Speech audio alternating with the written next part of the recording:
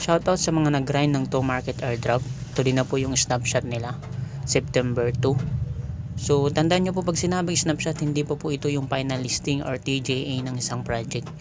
Ito po isang screening kung saan titingnan po nila kung sino po yung mga eligible sa participants na kanilang airdrops.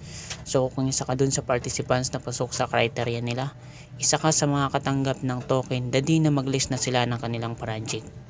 Naman sa mga nag-grind ng airdrop dyan, make sure po na connected po yung app nyo sa mga wallet. So dito po sa 2 market airdrop, punta po kayo dun sa wallet. Makikita nyo po dun yung prepare your wallet for a surprise. Ensure your wallet has at least $1 in assets. You might get a surprise after September 2. So dito po is punta lang po kayo dun sa Bitget wallet nyo and make sure na meron po kayong nakahold na at least $1 dun para sa surprise reward nila.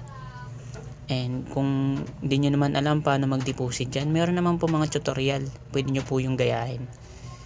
Yun lamang po. Bali, dito mag-grind muna tayo habang nag-aantay tayo ng final listing nila. Let's go!